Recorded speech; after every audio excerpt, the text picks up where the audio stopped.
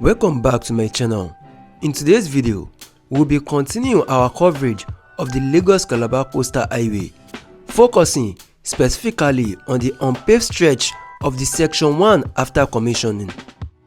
In my last video on the Lagos-Calabar Coastal Highway, we were able to see the first stretch from Okunja towards Songotedo and from Songotedo towards Eko-Akete.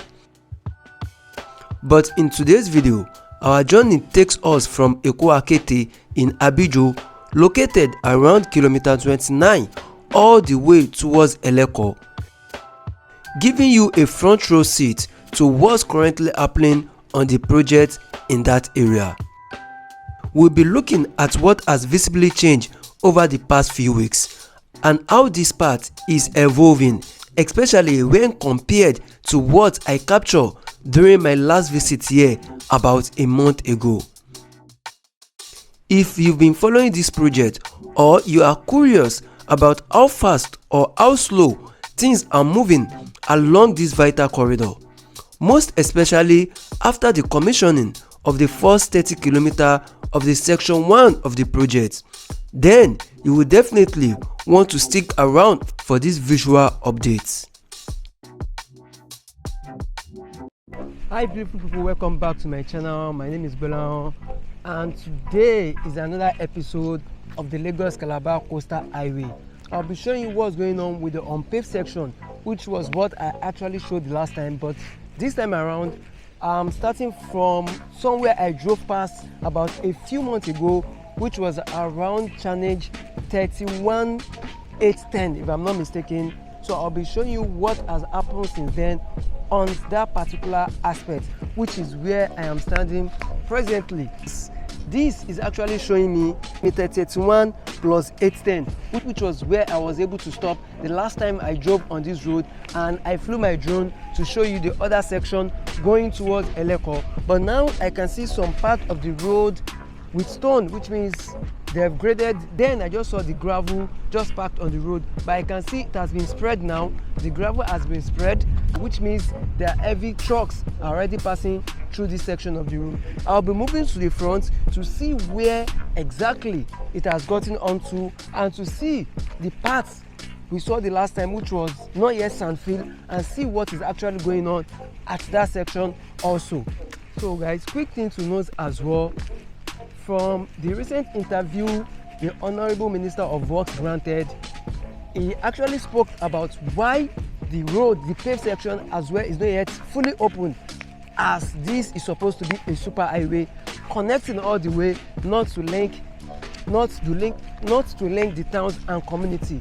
So I think until all this old section is completed, especially for the phase 1, before we can have the full road being open from Ahmadu Bello down to Eleko. There is, a section that is not completed. 47.47 minus 30, you still have 17 point this, and that's what we are working there at night to join. But when we have joined it, if you are traveling from Ahambelu way, to Lekki free zone, then you can use the coastal highway. But if you are coming from the urban sections, from these estates, you can use the distance, but you can use it through the interchange. So once you are at the express, it's express, it's super highway. So it's not going to be open to public the way they think, because if you allow it to become a township road, then you will see what will happen. Neither you nor me can pass there, So people will be coming, people will be going, and there will be head-on collision, and it will become, to be defeated. So the idea is that if you put your throttle at Ahmadu Bello, then you see yourself, whether you are sleeping or you are awake, at Calabar. That is the idea.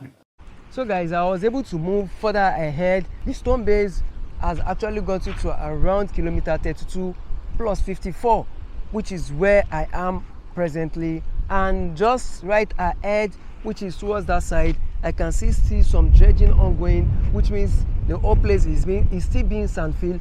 Today is a public holiday, so there are less staff around this whole area. But I'll be bringing my drone out now to fly it to show you an area view of how the whole place is actually looking like presently.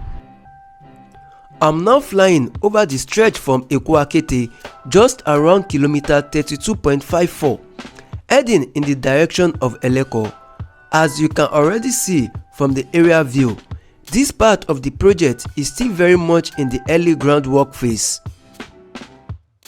And in the top left corner of your screen, I've included a drone clip from my last visit here about a month ago, so you can track the changes for yourself as we go along. One of the major things that stand out immediately is that large portions of this alignment remain swampy. You can still see waterlogged patches, thick marshy vegetation and pools of standing water scattered across this corridor. These conditions makes it very clear why sand filling is still ongoing and will likely continue for some time. The goal here is not just to raise the road above water level, but to stabilize it enough for heavy duty construction to begin. If you look closely, you will notice stockpiles of sand along the sides of the corridor, an indication that dredging or hauling of fill material is still happening in phases.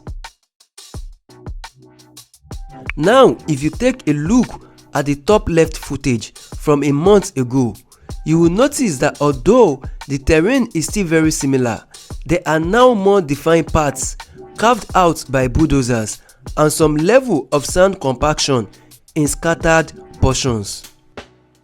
It's subtle but important progress. This kind of work doesn't always look dramatic from above, but on the ground it's crucial. Unlike the unpaved stretch at Okunwaja towards Songotedo and Eko-Akete, this stretch here is yet to receive any stone base or surface dressing. In fact, some portions are still being cleared of dense vegetation, while others are being leveled in preparation for future work. It's worth noting that this part of the road cuts across wetland areas, and unlike more solid terrain sections, every meter of progress here requires more foundational treatments. From conversation I've had with locals and from observing site activity, it's clear that the contractors are working through sections where access is easier first, while these swampy parts will take a more phased approach. Another thing I found interesting is that some side access tracks have been created, possibly to allow movement of trucks and construction vehicles without interfering with the main alignment. This means sand is being dumped not just along the center line of the highway, but sometimes along the shoulders, where it can be graded and compacted later. And though the progress might look slow here, it's part of a bigger plan. Once this base work is completed and stabilized, the rest of the process, drainage, storm base and surfacing, can move a lot faster. Let's talk about the big picture for a moment. This portion from Eko-Akete towards Eleko is critical because it connects the end of the already commissioned paved road to the broader Eleko axis, where the alignment begins to curve eastwards towards Lekki Free Trade Zone and eventually towards Ogun State.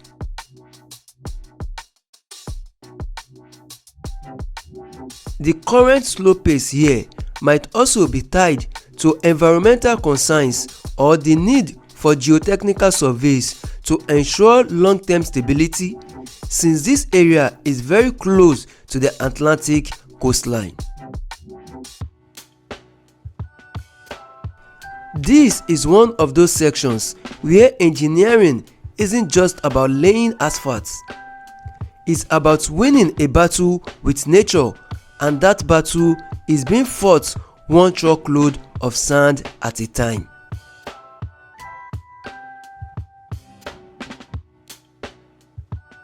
So guys, that's the area view facing the Eleko section. You can still see there is a lot of work that needs to be done on that section. Compared to when I went to Songotedo towards Okwaja, there is still a lot of work that needs to be done here, most especially sand filling.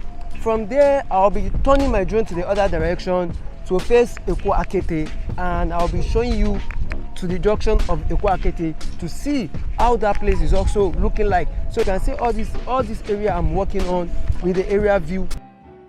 Now I'm flying in the opposite direction from the still waterlogged areas back towards the graded section near the Eko-Akete junction. This view gives us a much broader perspective, not just on the highway alignment, but on the wider environment that surrounds this corridor. And from up here, something becomes very clear. Lagos might be densely populated, but it's not entirely built up. Lagos is often described as one of the most congested cities in Africa, with millions of people squeezed into limited land space, particularly on the mainland and island axis.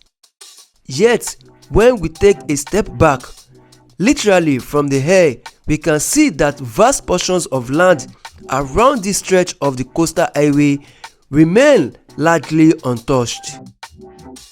Scattered across this green expanse are small coastal communities, traditional farmlands, and pockets of informal housing, but nothing dense or urban just yet. And that's where the road comes in. The Lagos-Calabar Coastal Highway is not just a transportation project, it's an urban expansion catalyst. Roads open up access, and once access comes, development follows. These small communities we are seeing, some barely accessible by foot or narrow tracks, are gradually being connected by this new coastal corridor. In just a few years, areas like this could transition from quite isolated settlements into thriving suburb neighborhoods powered by better infrastructure. We are essentially watching new district of Lagos slowly being born. Now, looking down at the road alignment below, you will begin to notice some difference as we get closer to Eko-Akete junction. The terrain is better defined and the grading work becomes much more apparent. The formation of what will eventually become dual carriage lanes. These are early signs of full road formation. The Eko-Akete junction is shaping up to be a key access point in this section of the project.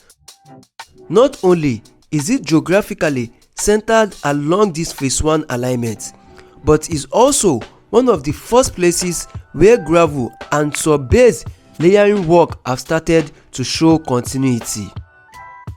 The entire goal of this coastal highway, at least from the Lagos end, is to connect densely populated urban centers to less developed coastal belts, creating balance, reducing pressure on Lekki-Epe Expressway, and giving Lagos room to breathe.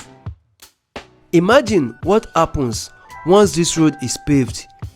Areas that once took hours to reach will suddenly be just minutes away. That means more people will start to build, relocate, or invest here. You will also see a shift in population density. With better roads comes better schools, clinics, markets, and job centers.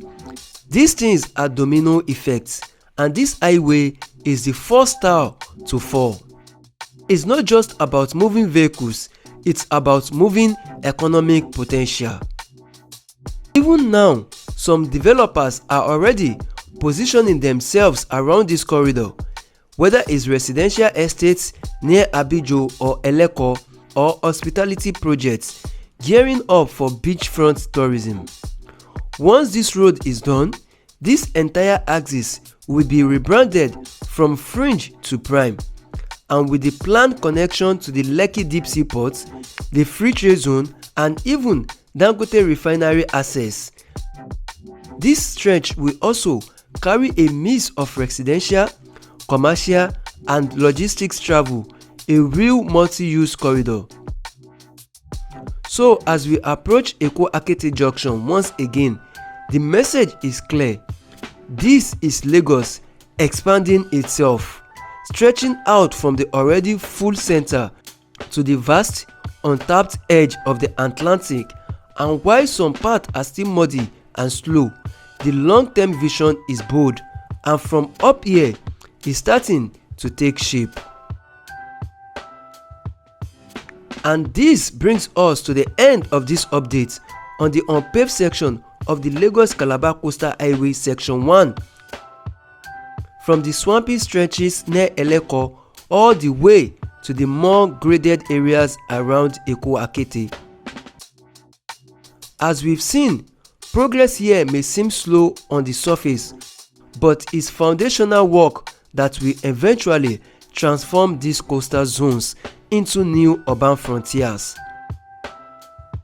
From small communities surrounded by swamps to future residential and commercial hubs, it's only a matter of time. This highway is more than just a road, it's a gateway to growth, investment and decentralization in Lagos. If you found this video insightful, don't forget to like, leave a comment on what you think about this phase of the project, and subscribe if you haven't already. Thanks for watching. See you in the next one.